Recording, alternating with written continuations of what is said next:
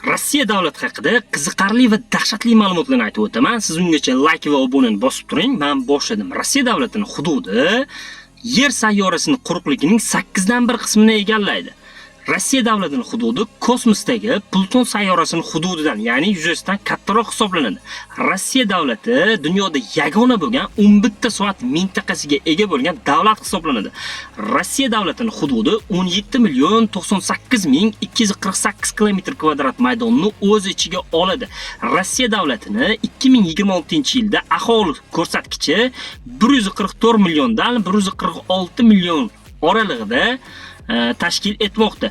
Rossiya davlatini yalpi ichki mahsuloti byudjeti 2026-yil ko'rsatkichlari bilan 2,1-2,3 trillion dollarni tashkil etmoqda. Buni kishi boshiga hisoblanganda 14,5 ming, 15 ming dollardanga to'g'ri keladi.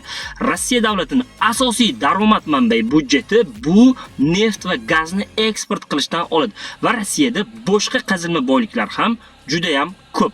Rossiya davlati dunyodagi o'zini o'zi qurol, tank va qiruvchi samolyotlar va asosiysi yadro bombalarini yasash orqali o'zining qudratini namoyish qilib keladi.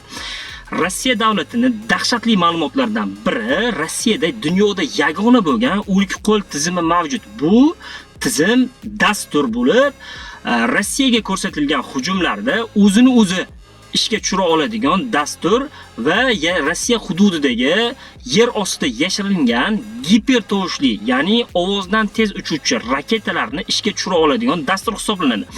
Bu gipertovushli raketalar o'z ichiga bir nechta yadro kallaklarini tashib yurish qobiliyatiga ega va bu dastur ishga tushsa, Yer sayyorasidagi 5 ta qit'aning istalgan nuqtasiga Rossiyadan uchgan gipertovushli raketalar 20 yoki ko'pi bilan 30 daqiqa oralig'ida yetib boradi va u yerni juda ham vayronkor holatga keltirib qo'yishligi mumkin. Shu sababli Rossiya bilan to'g'ridan-to'g'ri konfliktga kelishdan Amerika, NATO va Xitoy davlati ham qochadi. Buni oqibatida yadro kallaklar teng vaqtda portlashligini oqibatida eng xavfli jihati Yer sayyorasi o'z o'q atrofidan chiqib ketishligi xavfi bor. Shu sababli Rossiya bilan hech kim to'g'ridan-to'g'ri konfliktga bormaydi. Ma'lumot yoqqan bo'lsa, like va obunani bosib qo'yasiz.